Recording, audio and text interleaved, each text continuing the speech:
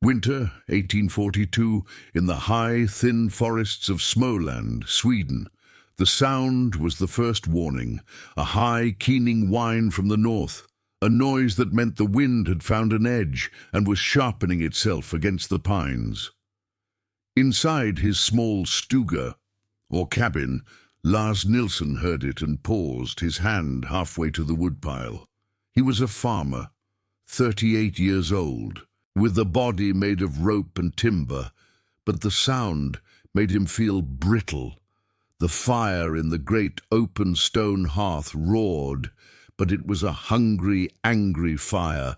It consumed the split birch logs with terrifying speed, projecting a small circle of scorching heat that barely reached his wife, Elin, and their young son, Anders, who were huddled on a bench just a few feet away.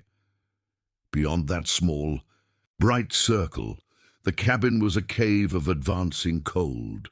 Lars watched his own breath plume in the air, a small cloud of white vapor, even as the fire spat sparks onto the hearthstone.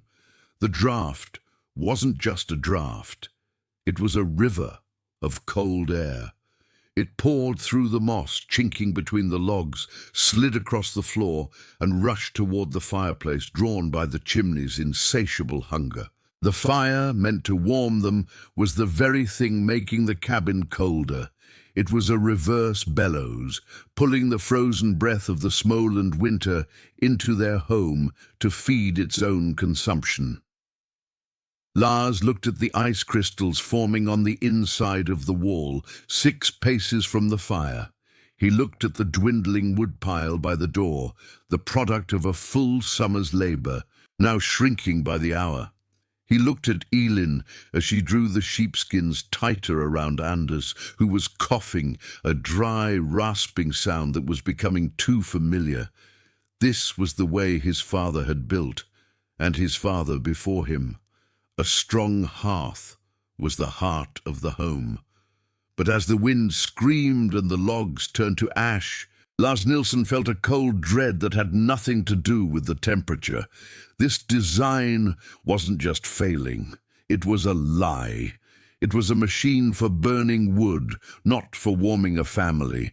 And he knew, with a certainty that settled in his bones, that this system, this accepted wisdom, would not get them through a truly hard winter without costing them everything. Lars Nilsson had built the cabin himself 5 years prior in the traditional way, just as his neighbors had. He had felled the tall pines in the dark of the moon, believing the old law that the wood would cure harder. He had squared the logs with his broadaxe, his knuckles bleeding, the scent of fresh pine resin sharp in the air. He'd learned the double-cut saddle notch from his father, a joint that was supposed to settle and tighten as the green logs dried. He had dug a clay pit and mixed it with straw and horsehair, packing it between the logs, though he preferred the resilience of the deep forest moss. The cabin was solid, a testament to his strength, and at its center he built the hearth. It was a massive, inefficient beast of rough-stacked fieldstone, wide enough to roast a pig, with a chimney that was little more than a stone-lined hole in the roof, capped with a plank to keep out the worst of the snow. It was a hearth for cooking, for light, and, theoretically, for heat. But the reality of it was a lesson in brutal physics. The moment the fire was lit, the dynamics of the house changed. The giant chimney void began to pull air. It pulled the warm air from the fire, the smoke, and a vast quantity of the room's air, sending it all up into the sky. To replace this lost air, the cabin had to breathe in. And its only way to breathe was through every tiny crack, every gap in the floorboards, every space between the logs that the moss hadn't perfectly sealed. It was inhaling the 20-degree air from outside. The family lived in a paradox. The bigger the fire they built to fight the cold, the more cold they invited in. Lars had tried to fight it. He had hung heavy tapestries woven by Elin over the walls, but they just grew stiff with frost. He had built a kallskåp, a small cold cabinet vented to the outside, so they wouldn't have to open the door for pantry items, but it was a minor victory. The core problem remained. They lived their winters in a constant state of siege, huddled in a small heat bubble, perpetually exhausted. The labor was endless. The wood-cutting was a year-round task, a shadow that hung over the short, glorious summers. They weren't just gathering fuel, they were slaves to it. Lars would rise in the dark, his bones aching to find the cabin floor slick with ice. He would spend 20 minutes coaxing life back into the embers, his lungs filling with acrid smoke. Elin and Anders would stay buried under a mountain of furs and wool blankets until the cabin was warm again, which meant the air was no longer painful to breathe. Elin's cough grew worse. The baby was constantly sick. Lars felt a rising, quiet desperation. Why did they work so hard, only to be so miserable? He had done everything right, followed every tradition, and the result was this: a home that was actively trying to freeze them. The hearth, the symbol of security, was the enemy. That spring, after a winter that had almost broken them, Lars had to travel to Växjö, a 2-day journey, to sell the meager surplus of timber he had managed to cut. He dreaded leaving Elin and Anders, but they needed the money for salt, iron, and seed. He arrived in the town chilled to the bone, his clothes damp from the thawing snow. He sought out a modest inn, not one of the grand houses, but a place for farmers and merchants. He pushed open the heavy oak door, bracing for the familiar blast of smoky air and the sight of people clustered around a roaring fire. Instead, he was met with silence and warmth. A deep, pervasive, even warmth that had no source. The main hall was vast, far larger than his cabin, and yet the air was comfortable from the door to the far walls. There was no fire, there was no smoke, there was no draught. In the center of the room, standing like a monument, was a giant pillar of white ceramic tiles, reaching nearly to the ceiling. It was beautiful, adorned with blue-painted flowers, but it was not glowing. It was not hot to the touch, just warm. Lars stood there, baffled, dripping onto the clean floor. The innkeeper, an older, stout man named Herr Bergman, saw him staring. "It's not a fireplace, son," Bergman said, his voice as warm as the room. "It's a stove, a kakelung." Lars had seen iron stoves, but they were small, hot, and dangerous. This was different. "But where is the fire?" Lars asked. Bergman chuckled. "The fire," he said, tapping the white tile, "is gone. It was here at 6 this morning, for 1 hour. He led Lars to a small, heavy iron door near the base. "We burn a hot, fast fire, then we close everything." Bergman, seeing the genuine, desperate curiosity in Lars's eyes, took a piece of charcoal and drew on a slate. He explained that this was not a fireplace. It was a heat holder. The fire was small, but the smoke, the hot gas, was not allowed to escape. "It walks a long path," Bergman said, drawing a serpentine line, up, down, across, up again, 5 times. By the time the smoke leaves the chimney, it is cold. All the heat is left here. He slapped the drawing, inside the stone. The fire burned hot and clean, consuming all the wood, turning it into pure heat. The massive brick and stone inside, the tiles soaked up that heat like a sponge soaking up water. Then, all day and all night, it radiated that heat back out, gently, silently. Lars felt a revelation so profound it made him dizzy. He thought of his own roaring fire, sending all its power uselessly into the sky. This was trapping the fire. This was storing the sun. He returned home. The image of that serpentine path burned into his mind. He looked at the sun-baked granite boulders in his field, feeling their warmth long after sunset. The principle was the same. He would not, could not, build a fancy tiled stove, but he had rock, he had clay, he had his own two hands. Lars Nilsson became a man possessed. He did not sleep. He sat at his rough-hewn table, the cabin illuminated by a single tallow candle, and drew on scraps of parchment on the floor with charcoal, on his own calloused palm. He was not an engineer, but he was a farmer. He understood systems. He understood cause and effect. He listed his problems, a grim accounting of his failures. Problem 1, the draft. The chimney sucks cold air in. Solution: the system must be sealed. The fire must get its own air, and when the fire is out, the chimney must be closed. A damper, a heavy, tight-sealing iron damper. Problem 2, heat loss. The hot smoke escapes. Solution: Bergman's long walk.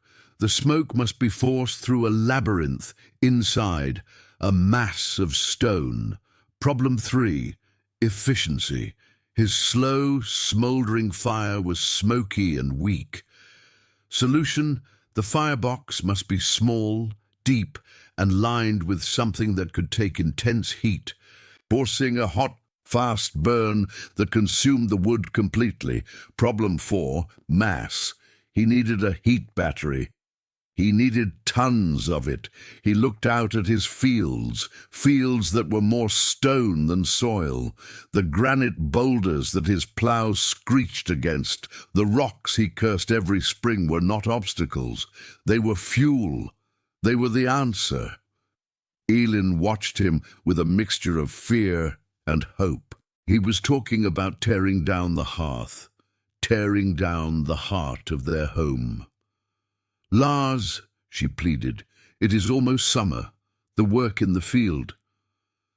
"The field can wait," he said, his voice quiet, but with a new, hard edge. "If we have another winter like the last, there won't be a reason to plant the field. This comes first." His neighbors thought he was mad. Olaus, who farmed the next plot over, saw him hauling stones from the field into his house.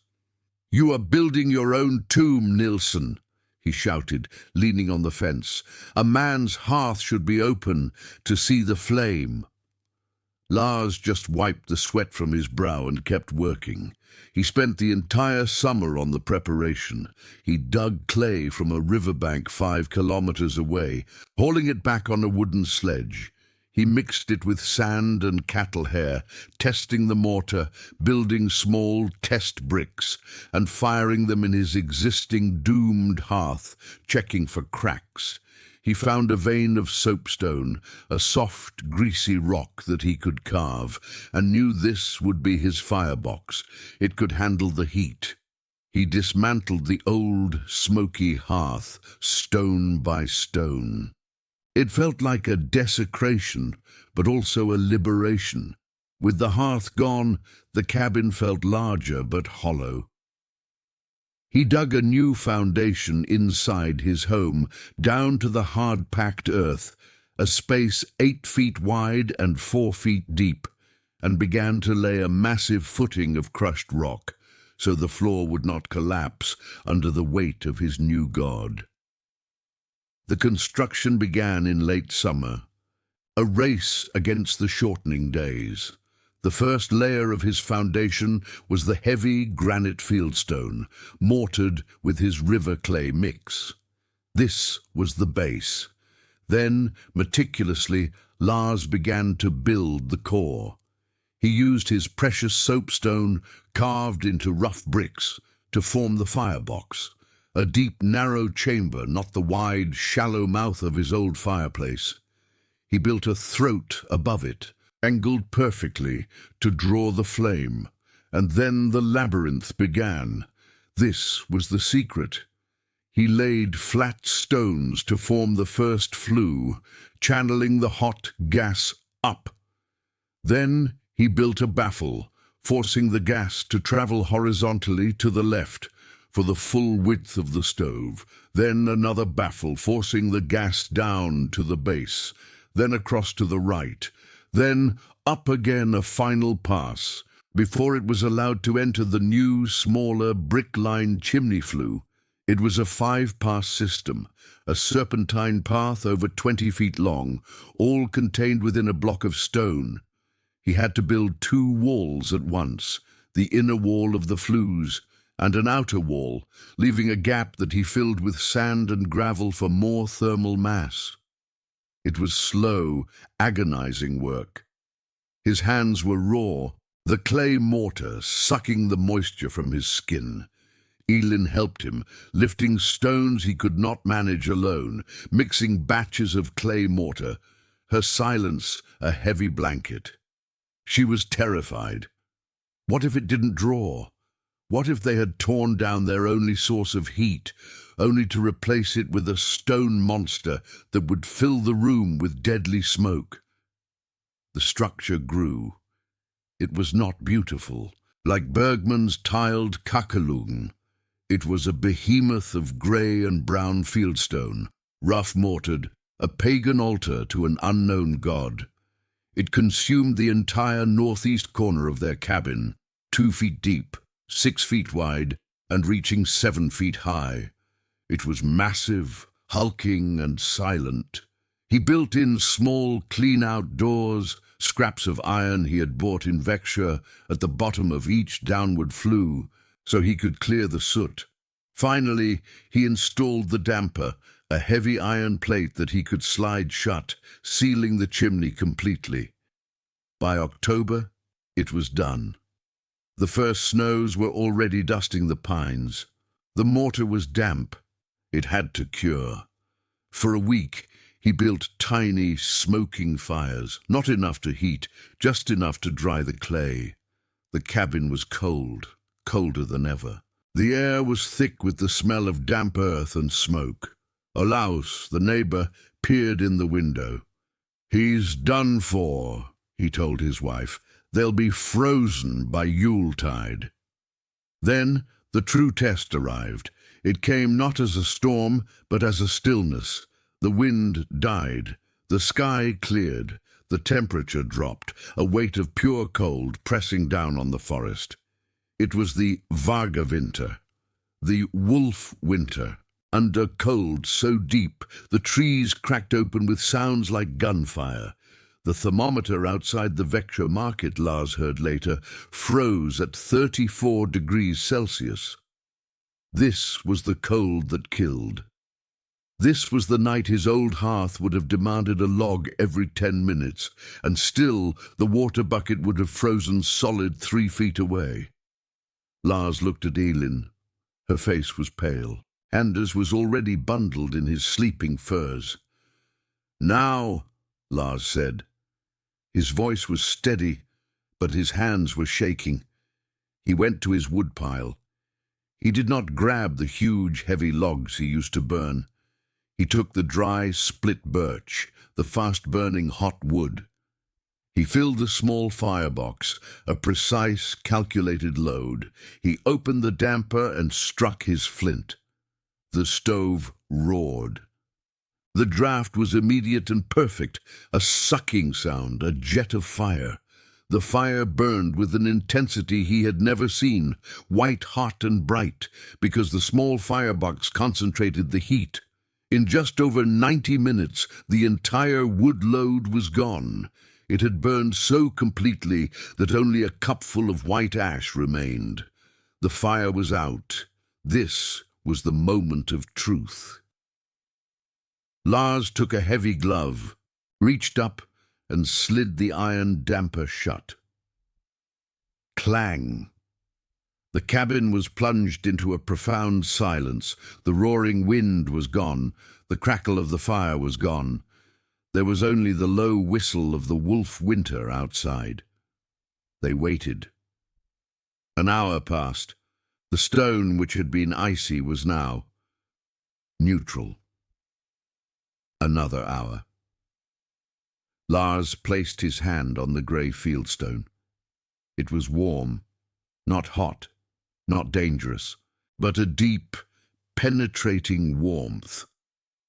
A gentle, radiant heat began to flow from the massive stone structure. Elin, who had been huddled by the new stove, unmapped the wool shawl from her shoulders. Lars walked to the far wall, the one where the ice always formed. There was no ice. He put his hand on the logs. They were cool but not frozen.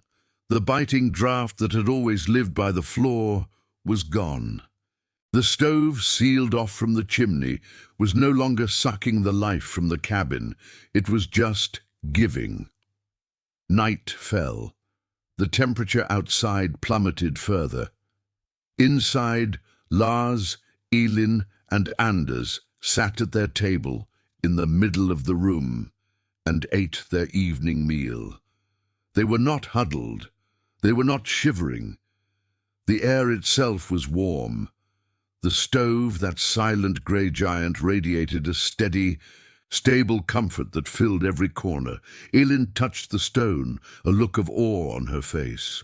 The next morning Lars woke. He woke not to an ice-filled room, but to gentle warmth. The fire had been out for 12 hours. The stove was still warm. The storm, the great cold, raged for 3 more days. Lars fired the stove once in the morning, a 90-minute burn, and once at night. He used less wood in those 3 days than he would have in a single night with his old fireplace. The wolf winter howled, but inside the stuga there was only the silent, stubborn warmth of the stone. When the cold snap finally broke, Olaus, the neighbor, pounded on the door. He was covered in snow, his beard frozen solid. "Lars! Elin! Are you alive?" he shouted, his voice thick with panic. "My fire. I couldn't keep it. The wood is gone. My cabin is an ice house. My children." He burst through the door, ready to find a tragedy, and stopped. He was hit by a wall of warmth. He stared. Lars and Elin were sitting at their table, mending tools. Anders was playing on the floor. Olaus's eyes darted around the room, looking for the fire. He saw only the silent, grey pile of rocks in the corner. But there is no fire," he stammered, confusion warring with the relief of the warmth. Lars Nilsson simply walked over to the stove and placed his hand flat on the warm granite. "The fire was here this morning," he said. Olaus stared, and then he too reached out and touched the stone. He did not understand, but he felt the truth of it. "Show me," Olaus said, his voice dropping to a whisper. "Lars, you must show me." Lars did. He didn't guard his secret. He saw the survival of his neighbor as intrinsically linked to his own. The next spring, Lars spent a month helping Olaus build his own heat holder. Olaus had access to some good bricks from a failed chimney, so his was slightly different, a bit smaller, but it worked on the same principle. The idea spread, not like a wildfire, but like the slow, radiant heat of the stove itself. It spread through the parish, from one farmer to another. They were called Nilsson Ugnar, Nilsson's ovens. Each one was different. Some were built tall and thin. Some were built wide, with a low, warm bench attached, becoming the most prized sleeping spot in the house. Some integrated a second chamber for baking bread, using the retained heat to cook for 2 days. Within 20 years, the old, smoky, open hearths were all but gone from that valley. The local minister, a practical man, noted in his parish records that the instances of winter lung sickness had fallen by half. The families were healthier. The forests were healthier too. As the demand for firewood plummeted, the innovation, born from one man's desperation, had become the new tradition, a piece of shared wisdom that redefined survival. Lars Nilsson had, without formal training, mastered the three core principles of thermal engineering. The first was combustion efficiency. His small, deep, soapstone firebox, with its controlled airflow, created a forge-like environment.